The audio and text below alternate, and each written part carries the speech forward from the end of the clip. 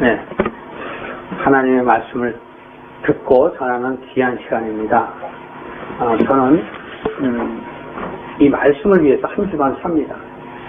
네, 말씀을 위해서 한 주간 살고 또 말씀을 전한 후에도 그 말씀이 과연 내게 적용해서 내가 그것을 얼마나 깨닫고 또 얼마나 적용해서 사는가에 대해서 생각을 합니다.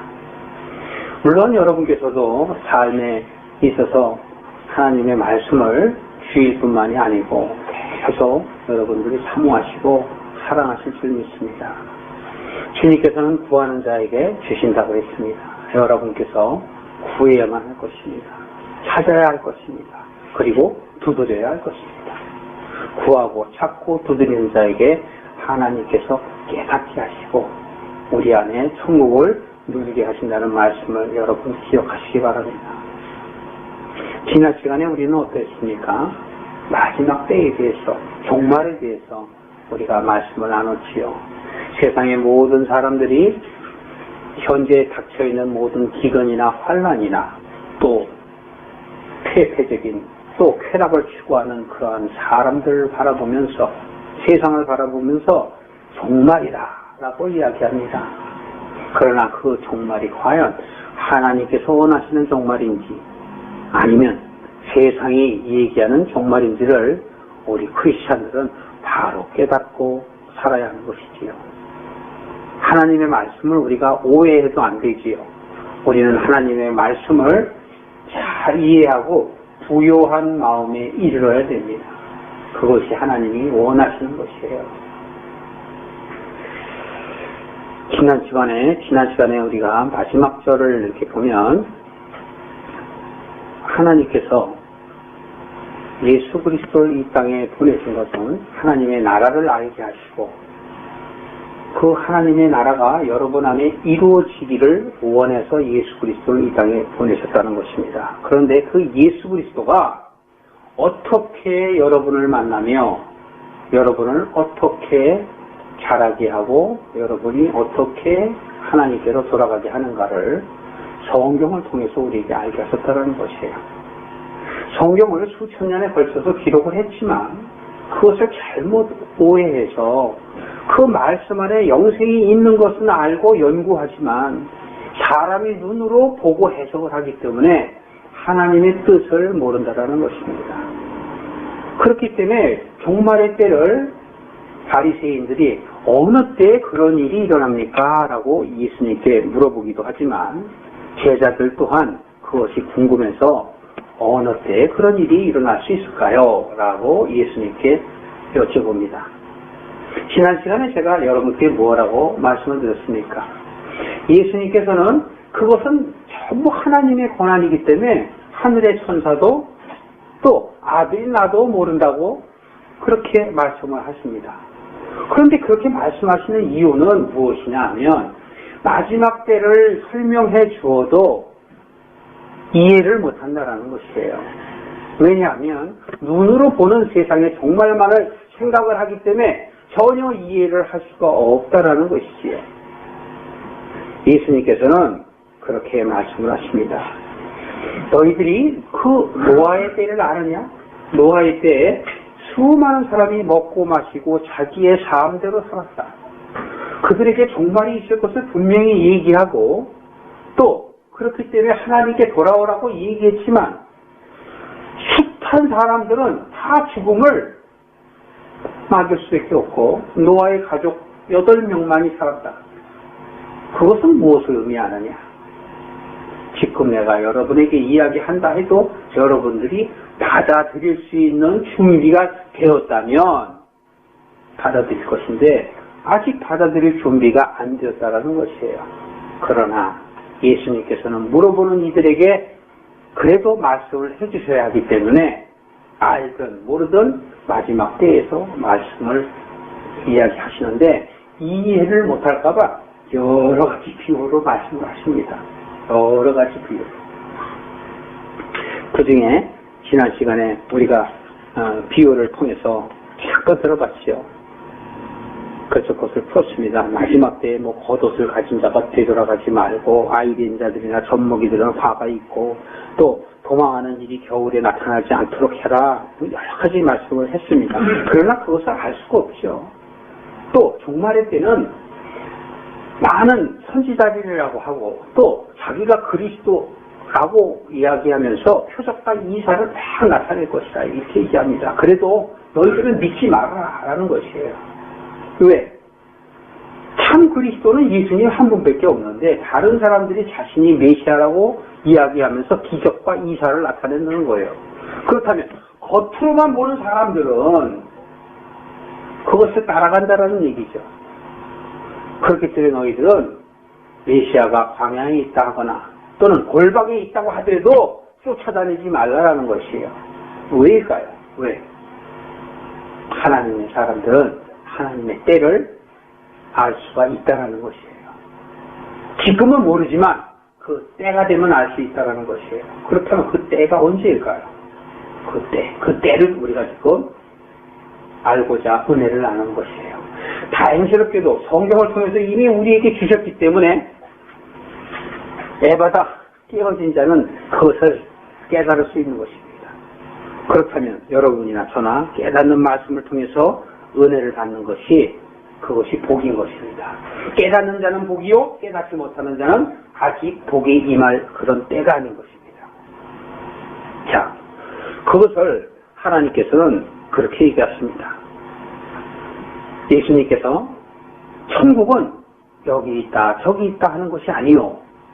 누가복음 17장 20절 이하서부터 25절에 쭉 보면 그렇게 나와요. 천국은 여기 있다 저기 있다 하는 것이 아니다. 너희 마음 안에 있는 것이다. 너희 마음 안에 있는 바로 천국이 참으로 진실된 천국이다. 이렇게 얘기하는 것이에요. 그렇게 얘기했더니 아무도 뭐라 그래요. 심지어는 율법학자라고 신학자라고 얘기하는 니고데모도 제가 물과 성령으로 거듭나지 아니하면 하나님 나라를 볼 수 없을 것이다. 이렇게 얘기했더니 그럼 내가 어머니 태 속에 다시 들어갔다 나와야 됩니까? 이렇게 얘기해요. 그러니 예수님께서 얼마나 답답해요. 자, 네가 율법의 선생이라 하는 자가 그렇게 하나님의 나라에 대해서 모르느냐? 이렇게 말씀하셔요. 골로새서 1장 27절에 보면 이렇게 말씀하십니다. 너희 마음 안에 있는 그리스도가 바로 비밀이다. 이렇게 얘기하세요. 에베소서 5장 32절에 보면 또 하나의 비밀은 뭐냐면 그리스도와 교회라고 얘기하세요. 그렇다면 모든 성경은 구약은 그리스도에 대해서 이야기하는 것이에요. 구약의 말씀, 오실 그리스도에 대해서 얘기하는 것이죠. 신약은 무슨 말씀이냐? 바로 그리스도가 될 교회, 그리스도가 될 나를 얘기하는 거예요. 그래서 신약의 말씀은 깨닫는 사람들의 말씀을 기록해 놓은 글이고 바로 신부된 여러분들을 의미하는 것이에요. 그 비밀을 여러분들 아신다는 그 자체가 얼마나 큰 복인지 몰라요. 수십 년, 수백 년을 신앙생활을 해도 깨닫지 못하는 자는 결코 하나님 나라에 갈 수가 없다는 것이에요. 왜냐하면 남의 아버지를 알고 정말 내 아버지를 모르기 때문에 그렇다라는 것이에요. 바로 마지막 때라는 것은 내 아버지를 아는 때가 바로 마지막 때예요. 남의 아버지를 알던 때 그것을 마감하고 이제는 아버지가 바뀌는 것, 참 아버지를 만나는 것, 그것이 바로 마지막 때인 것을 여러분 아시길 바랍니다. 그래서 그것을 알 때는 어떻게 한다고 그래요? 마치 번개가 동에서 서로 번쩍이는 것처럼 순식간에 알게 된다는 것입니다. 그런데 여러분, 그것을 알려면 여러분 정말 우리가 해야 할 두 가지, 그 두 가지를 여러분들이 아셔야 해요. 우리가 제가 주보안에 다 써놨지만 첫 번째, 우리가 하나님의 사람이 되고자 하는 결단이 필요해요. 진실한 결단. 여러분, 나는 세상에 속해서 살지만 하나님의 사람이 될 거야. 나는 하나님의 백성이 될 거야. 나는 하나님의 아들이 될 거야. 결코 세상을 따르지 아니할 거야. 라는 마음의 결단이 첫째 있어야 되는 것이에요. 둘째, 뭐가 필요할까요? 그렇습니다. 기도가 필요합니다. 성실한 기도가 필요해요. 우리는 하나님의 원하고자 하는 그 삶대로 살기 위해서 우리가 살려고 노력을 해도 그렇게 될 수가 없어요.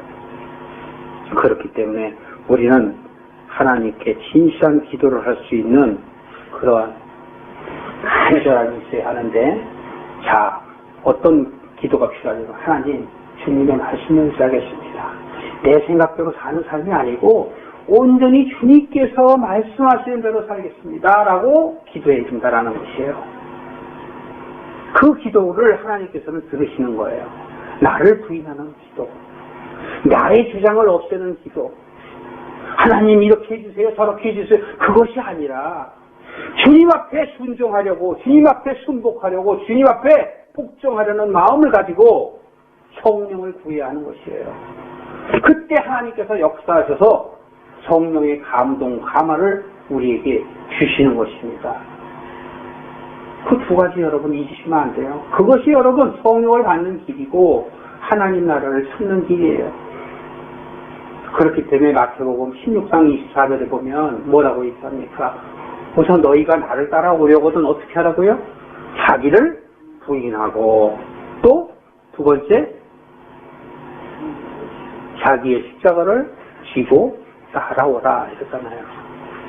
자기를 부인한다라는 것은 자기의 주장을 어떻게 하라는 거예요? 버리라는 거예요.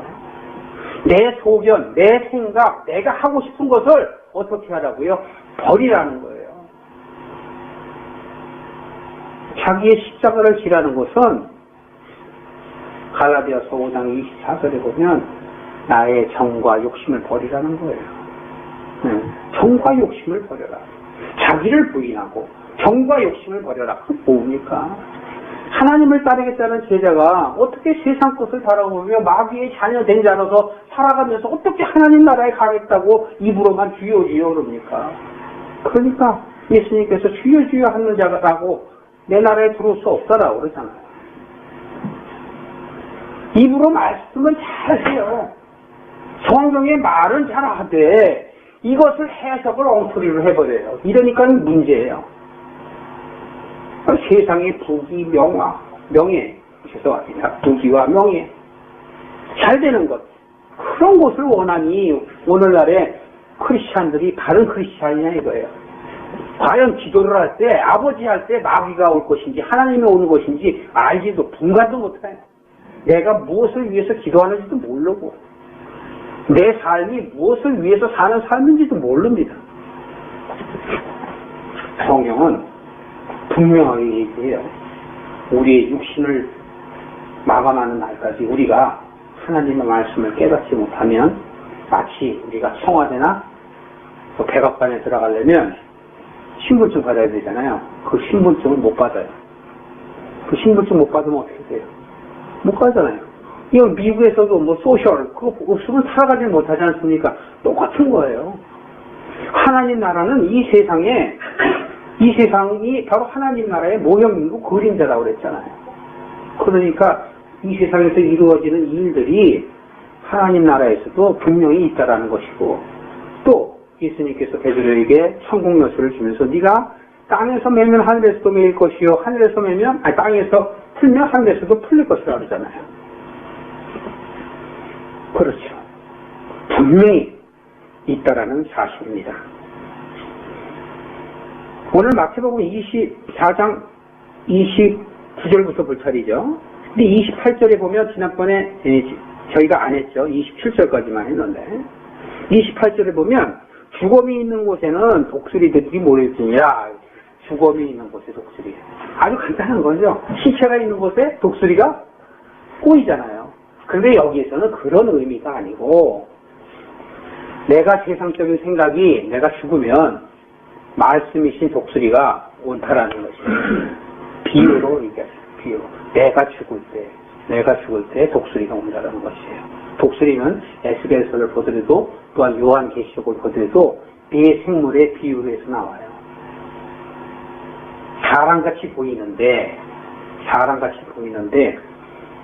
독수리요, 소요, 사람이요, 사자요 이렇게 표현을 해요. 사람이 그것을 정확하게 알 수 없으니까 그렇게 보인다는 것이죠. 거기에서 독수리가 바로 뇌생물 중에 한 모습을 얘기하는 것이고, 그 뇌생물은 바로 사복음서를 또 얘기하는 것이에요. 자, 오늘은 뭐 그 얘기를 아니니까 저두고, 내가 세상적인 생각을 버려야지만 하나님의 말씀이 들어온다라는 말이죠. 29절 이하 보면, 그날 한날 후에 즉시 해가 어두워지며 달이 빛을 내지 아니하며 별들이 하늘에서 떨어지며 하늘의 권능들이 흔들리라, 이렇게 얘기하잖아요. 이게 위에 보면 21절에 보면 환란이 임하겠다라고 얘기했죠. 큰 환란이 임할 때에 창세로부터 지금까지 이런 환란이 없었을 것이고 또 후에도 없을 것이다 라고 얘기했던 그 21절에 같은 환란을 얘기하는데요. 바로 이 환란은 제가 지난 시간에 말씀했죠. 비유로 욥의 환란과 같은 것이다. 그렇게 믿음이 견고하다고 자기 자신이 자부했던 욥도 그 환란에, 그 고난에 어떻게 됐어요? 이겼어요? 못 이겼어요? 못 이겼잖아요. 그런 것처럼 그러한 환란이 오면 다 넘어간다라는 것이에요. 그래서 그것을 여기서 지금 비유로 얘기해줘요. 해가 어두워지고 달이 빛을 내지 아니하고 별들이 하늘에서 떨어져요. 나의 믿음이 해와 달과 별과 같다고 주장하던 그러한 사람들의 믿음들이 어떻게 된다고요? 떨어진다는 것이에요. 그 환란과 고통에 이겨내지 못한다는 것이에요. 30절에 보면 그때 인자의 징조가 하늘에서 보이겠고 그때 땅의 모든 족속들이 통곡하며 그들이 인자가 구름을 타고 능력과 큰 영광으로 오는 것을 보리리라, 이렇게 얘기했어요. 하늘에서 보이겠고 땅의 모든 족속이 통곡한다. 하나님의 사람이 된 사람들은 괜찮아요. 그런데 하나님의 사람이 아닌 아직도 내 안에 세상적인 것들이 차 있는 사람들, 그 어떤 사람은 조금 있고 어떤 사람은 가득 차 있겠죠. 또 어떤 사람은 아주 세상적인 생각으로 한뜩인 사람도 있을 것이에요. 이러한 사람들이 어떻게 돼요? 통곡한다라는 것이에요. 왜? 다 못 견디니까 통곡하는 거예요. 그러나 믿음으로 구하고 찾는 사람들은 하나님께서 건져내시는 것이고 그 환란의 때를 죽여주는 것이에요. 돌이키는 사람에게는 바로 그러한 단서가 있는 것입니다. 그것이 바로 21절 이후의 말씀이고 오늘 30절의 말씀은 바로 그렇게 깨닫는 사람들이 인자를 본다는 것이에요. 인자는 누구예요? 예수님이죠. 예수님은 다시 말씀드리면 말씀이죠. 그 말씀이 누구와 함께 와요? 구름과 함께. 구름은 히브리서에 보면 선지자를 얘기해요. 선지자. 히브리서 1장에 자세히 보세요. 천사는 바로 하나님의 말씀을 깨닫는 사람들을 얘기하는 것이에요. 그래서 선지자들을 하나님께서 이 세상에 많이 보내시잖아요. 그들이 천사잖아요. 천사가 뭐예요? 날개 달리는 게 천사입니까? 우리가 왕이 다른 나라에 이렇게 사신을 보내죠. 그 사신 아니에요. 천사는 하늘의 사신이 바로 천사죠. 그런데 우리는 자꾸 이상하게 그냥 생각을 해버리니까 그것이 그냥 굳어져 갖고 그냥 마귀 천사는 다 날개 달려있고 뭐 무시무시하고 그런 거로 알아. 그런 것이 아니다. 하나님의 뜻에 따라서 어떨 때는 뭐 날개도 달고 올 수 있겠죠. 그런 거에 연연하지 말라는 것이죠. 어떨 때는 사람의 모습으로 오는 것이죠. 그래서 우리가 성경을 보면 창세기서부터 쭉 보면 많이 나오지 않습니까? 아브라함이 만난 천사들, 아브라함이 만난 사람들, 롯이 만난 사람들, 롯이 만난 천사들. 때에 따라서 다른 거예요. 그러니까 그런 형태, 보이는 것에 대해서 연연하지 말라는 것이죠. 하나님의 나라는 결코 보이지 아니하고 영적인 것이기 때문에 보이는 것에 만족을 해서는 안 돼요. 그렇기 때문에 바로 인자가 구름을 타고 능력과 큰 영광으로 오는 것을 보리라 하는 것은 하나님의 말씀대로 살기를 원하고 그 천국을 소망하는 사람들에게 나타난다는 얘기지만 세상적인 생각을 갖고 있는 사람들은 그것을 보지 못해요. 그래서 31절에 이렇게 얘기합니다. 저가 큰 나팔소리와 함께 천사들을 보내리니 저희가 그 택하신 자들을 하늘이 이 끝에서부터 저 끝까지 사방에서 모으리라. 어떤 사람들은 이러한 말씀, 어떤 사람들은 저러한 말씀을 깨달아요. 어떤 사람은 똑같은 말씀을 하나 줘도 깨닫지 못해요. 그것을 얘기하는 것이에요. 여러 하나님의 말씀에 그것들을 깨달을 때 그들을 통해서 서로에서 모는 것처럼 여러 군데서 하나님의 말씀을 깨닫는 사람들이 있을 거라는 것입니다. 자, 32절 이후에 무화과 나무의 비유를 두는데, 자, 무화과 나무 아니더라도 그렇습니다. 우리 지금 이 건물 바깥에 보면 감나무가 있습니다.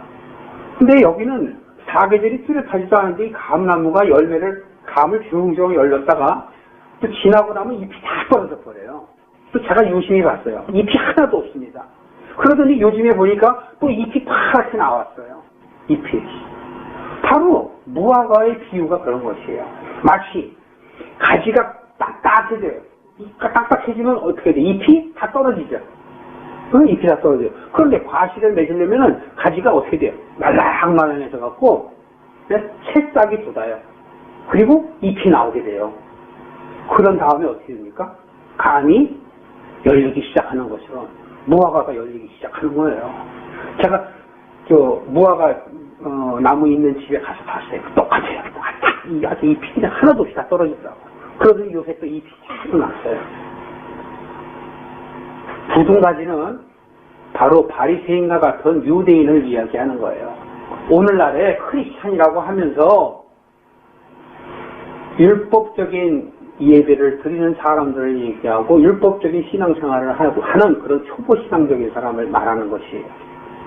연한 가지라는 것은 이방인을 말하는데 말씀을 사모하며 말씀대로 살기를 원하는 사람을 얘기하는 거예요. 그러니까 말씀을 사모하고 하니까 이 사람들이 싹이 돋고 잎이 나는 거예요. 그래서 열매를 맺게 된다는 것이죠. 자연의 이치를 보고 우리가 하나님의 말씀이 그와 똑같다라는 거예요. 예수님도 그래서 지금 비유로 얘기하시는 거예요. 그걸 모르겠느냐라고 얘기하는 겁니다.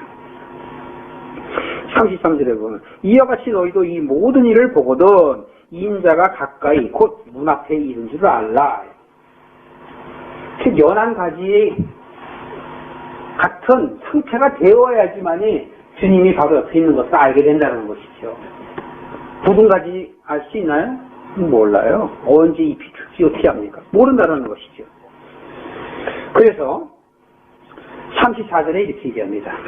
내가 진실로 너에게 말하노니 이 세대가 지나가기 전에 이 일이 다 이루리라. 그러면 이 세대라고 얘기하는 것은 사람이 죽고 살고 또 다른 세대, 천지가 생기면서 아담서부터 쭉 생긴 그 세대를 얘기하는 것이 아니고 여러분을 얘기하는 것이에요. 여러분의 삶, 그걸 얘기해요. 여러분의 살 동안에 여러분들이 말씀을 깨달으면 산 자가 되고 깨닫지 못하면 어떻게 돼요? 죽은 자가 되는 거예요. 에베소서 2장 1절부터 11절의 말씀을 얘기하는 것이에요. 그렇기 때문에 너희들이 이 세대에 가기 전에 다 결정이 난다는 것이에요. 여러분들이 살아신 전에 죽을 자, 산 자 다 결정된다는 것이에요. 물론 하나님 입장에서 보면 여러분들이 이 세상에 나오기 전부터 다 결정되어 있을 수도 있어요. 그러나 우리는 그것까지는 알 수 없죠. 단지 표현되는 말씀만을 통해서 우리가 안다면, 깨닫는다면 바로 그렇게 얘기하는 거예요. 그렇기 때문에 천지는 없어지나 내 말은 어떻게 된대요? 영원하다고 그러시잖아요. 영원하다. 나한테만 해당되는 것이에요. 다른 사람은 다른 사람이 해당되는 것이기 때문에 그것은 우리가 알 수도 없고 알 이유도 없는 것이에요. 그래서 예수님의 제자가 저기 전번에 예수님한테 그 사랑을 받고 예수님에 누워있던 그 형제는 어떻게 되겠습니까? 그랬더니 예수님께서 말씀하시기를 그것이 너하고 무슨 상관이 있느냐. 여러분도 다 그래요. 내 자녀고 내 자식이니까 내 인간적인 마음으로 안타깝지만 아무리 내 자식이라 해도 내가 육체가 죽을 때 그 전에 변화되지 않으면 지옥 가는 거예요. 어쩔 수 없어요. 제가 며칠 전에 이 얘기를 할까 말까 그러다가 지금 그냥 하는데 내 양로원을 갔습니다. 양로원에 가서 몇 시부터 오후 2시부터 밤 11시까지 제가 일을 해봤는데요. 그 중증이신 치매 걸리신 분들이 있어요. 근데 이 분들은요 정말 아무것도 몰라요. 금방 한 말도 모르고 돌았으면 자기 방을 몰라요. 그리고 그냥 똥과 오줌을 다 넣습니다. 그러면서도 몰라요. 느끼질 못해요. 똥 싸고도 축축한데도 잘 못 느껴. 그러면 어떻습니까? 어린아이 같지도 않아요. 어린아이는 축축하면 울긴 하지 울지도 않아요. 그리고 어떤 한 분은 그냥 계속 뺑뺑뺑뺑 계속 돌아. 아주 가지도 않고 놀아요. 제가 2시부터 갔는데 그때서부터 밤 11시 제가 끝나고 올 때까지도 돌아요. 제발 그러지 말라. 상관없어요. 갔다가 미면 또 나오고 또 싸면 또 가서 갈아입히면 또 깨끗이 씻기면 또 눕고. 제가 일 좀 해보려고 그랬는데 하나님께서 못하시게 했는데 제가 그렇게 했어요. 그분들의 영혼은 이미 끝났어요. 거기에는 목사님들이 3분이나 계세요. 네, 영혼이 끝났어요. 그분들을 돕고 싶은 마음은 있는데 도울 길이 없어요. 어떻게 돕겠습니까? 영혼이 이미 죽어버렸는데 육신만 살아있는 거예요. 혼만 살아있지 영은 죽었어요. 깨닫지 못하는 거예요. 여러분 육신이 나이가 제일 적은 사람은 62살이더라고요.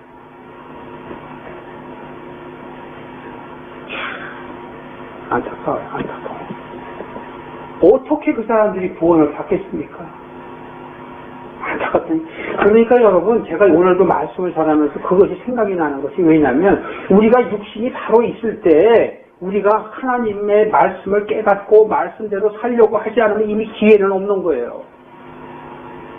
여러분이 갑자기 풍을 맞거나 갑자기 여러분이 정신이 치매 걸리면 어떡할 거예요?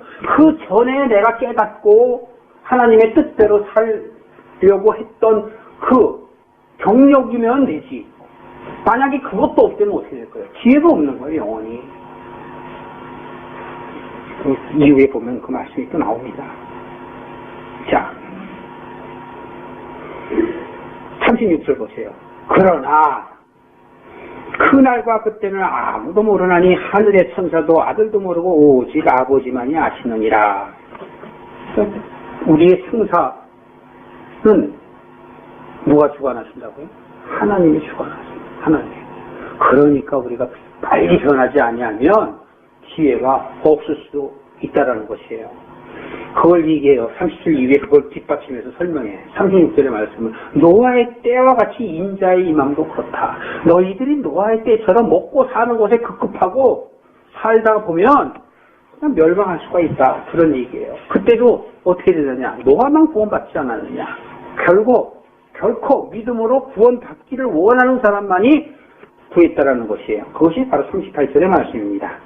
홍수전에 노아가 방주에 들어가는 날까지 사람들이 먹고 마시고 장가들고 시집가고 있으면서 홍수가 나서 저희를 다 멸하기까지도 깨닫지 못하였으니 인자의 임함도 이와 같으니라. 구하지 않는 자에게 구원이 있어요? 없어요? 없어요. 구원 없습니다. 40절에 다른 비유로 이렇게 말씀하십니다. 40절에 다른 비유로 말씀하시는데 밭을 가는 두 사람을 비유로 드십니다. 그런데 한 사람은 데려가고 한 사람은 내버려둔다 이렇게 얘기해요. 또 41절에 보면 두 여자가 매를 갈고 있는데 한 여자는 데려가고 한 여자는 버려둔다 이렇게 얘기해요. 여기에서 밭은 바로 무엇을 얘기할까요? 밭은 여러분의 마음을 얘기하는 것이에요. 여러분의 마음밭이 길가밭, 돌짝밭, 가시밭, 또 옥토밭.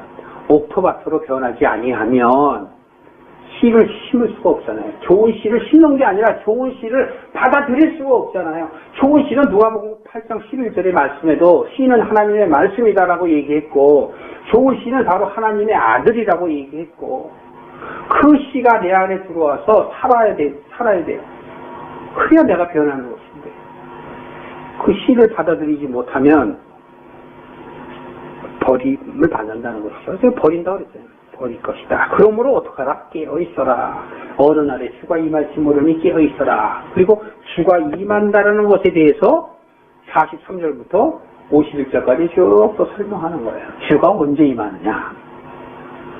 그런데 주가 언제 임하냐 하는 것은 표현이 되어 있지 않아요. 단지 다른 비유를 들어서 얘기를 하는데 일을 맡은 종을 얘기를 합니다. 일 맡은 종. 주인이 타국에 가면서 타지에 가면서 출타하면서 집 맡은 그 종에게 내가 올 때까지 네가 집을 잘 맡아서 네가 관리를 좀 해라 이렇게 얘기했습니다. 그럴 때 정말 하나님의 뜻대로 살기를 원하고 지혜 있는 그 종은 주인이 언제 올지 안 올지 그것을 생각하는 것이 아니라 충실하게 때에 따라서 그 사람들을 양식을 나눠주고 관리를 잘했어요. 그러니까 어느 때가 뭐 밤이 되든지 낮이 되든지 주인이 오더라도 어떻게 돼요? 칭찬받죠. 그러나 지혜 없는 자는 어떻게 돼요? 주인이 더디 오리라 그러고 사람들을 괴롭히고 힘들게 하고 자신의 생각대로 살아가는 것이죠. 그러나 나중에 주인이 딱 와서 보니까 지혜 있고 정말 그 때에 따라서 양식을 나누는 사람. 여기에서 양식은 하나님의 말씀을 얘기하는 것이죠. 하나님의 양식을 얘기하는 것이고 바로 마태복음 13장인가요? 13장 52절에 보면 훌륭한 서기관은 곳간에 쌓여있는 옛것과 새것을 마음대로 내어다가 쓴다라고 얘기했죠. 옛것과 새것은 바로 구약과 신약을 얘기하는 것이에요. 하나님의 말씀을 잘 구약과 신약의 말씀을 깨달은 말씀이 곳간, 즉 천국 내 안에 있으면 그것을 잘 사용할 수 있다는 것이죠. 그것과 같은 말씀이에요. 여기 있는 것이. 그래서 때에 따라서 양식을 준다는 것은 하나님의 말씀으로 꼴을 먹인다는 것이에요. 다시 말씀드려서 하나님의 말씀을 여러분들이 잘 알아야 된다는 것이죠. 깨닫는 말씀. 그 말씀을 갖고 이야기를 하는데 주인이 왔을 때 그렇게 한 사람은 칭찬을 받게 되고 그 주인의 모든 소유를 다 맡기잖아요. 여러분 창세기에 보면 요셉이 나오죠. 그 요셉이 이스라엘의 총리가 됩니다. 근데 총리가 되기 전까지는 어떻게 됐어요? 종이었죠. 보디발의 종이었단 말이에요. 그리고 감옥에도 들어가기도 했어요. 큰 고생을 했습니다. 죽을 지경에 이르기도 했어요. 그러다가 총리가 됐어요. 근데 여러분 총리 된 거 그거를 기뻐하면 안 돼요. 그거 갖고 자꾸 설교하고 요셉처럼 되라고 하면 안 돼요. 결국은 요셉은 그 모든 것이 다 하나님의 뜻인 것을 알고 거기에 순종한 사람이에요. 그런데 그 요셉이 애굽의 총리가 된 것 그것이 중요한 것이 아니라 하나님의 말씀대로 살기를 원하고 순종했다라는 것이 중요한 것이고 창세기 50장 맨 마지막에 가면 요셉이 관에 입관되었더라라는 뜻은 하나님의 방주에 들어갔다는 뜻이에요. 그게 영적으로 해석을 하면. 그런데 그 요셉이 그 애국을 잘 치리하니까 바로 왕이 어떻게 했어요? 다 요셉한테 다 자기 걸 다 맡겼잖아요. 그러니까 여기서도 지금 주인의 말씀대로 잘 지혜롭게 하나님의 말씀을 잘 먹인 사람에게는 그 주인이 와서 어떻게 해요? 나머지도 다 맡긴다라는 거예요. 자기의 모든 것을 다 맡긴다라는 것이에요. 그런데 악한 종은 어떻게 돼요? 주인이 늦게 오겠다 그러놓고 세상 속으로 살아가던 그 사람은 어떻게 돼요?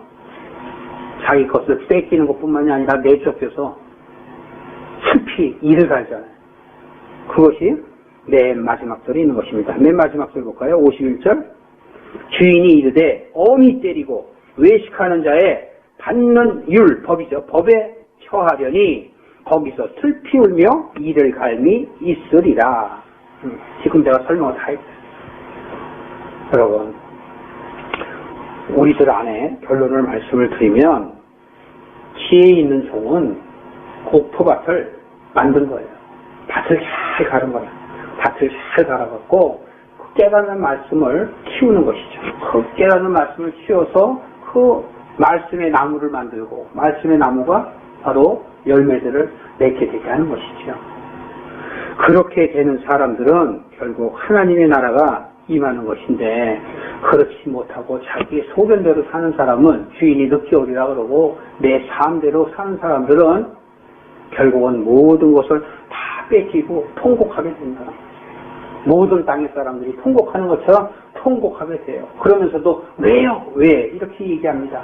그러나 육체가 죽으면 지혜는 없어지는 것입니다. 육체가 끝나면 심판만이 기다리고 있는 것이에요. 이것은 누구에게나 다 동일한 것입니다. 여러분 안에 오늘도 이 마지막 때의 비밀을 제대로 아시는 분들이 되시길 원합니다. 그래서 여러분들 말씀, 깨닫는 말씀이 얼마나 귀하다라는 것을 여러분들이 좀 어떻게 하면 느낄까요? 좀 느꼈으면 좋겠어요. 그래서 그 말씀이 여러분을 변할 수 있다라는 진리를 좀 아셨으면 좋겠어요. 여러분은 스스로 절대 변하지 못합니다.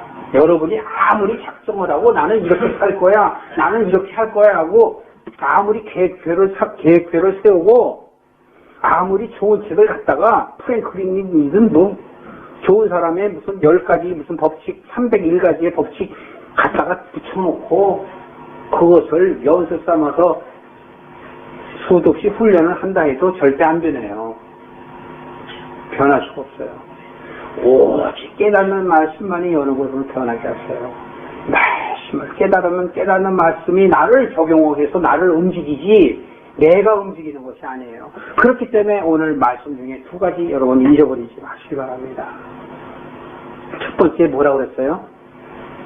어떻게 해야 된다고요? 네? 하나님의 사람이 되고자 하는 진실한 결단이 있어야 된다니까요. 절실한 결단이 필요해요. 두 번째는 나를 부인하고 순복하려는 그러한 기도가 필요해요. 여러분들이 마음을 결단하고 기도할 때 하나님께서 그 기도를 들으시고 여러분에게 영생의 길을 열어주시는 것임을 아는 저와 여러분 되시기를 주님의 이름으로 축원합니다.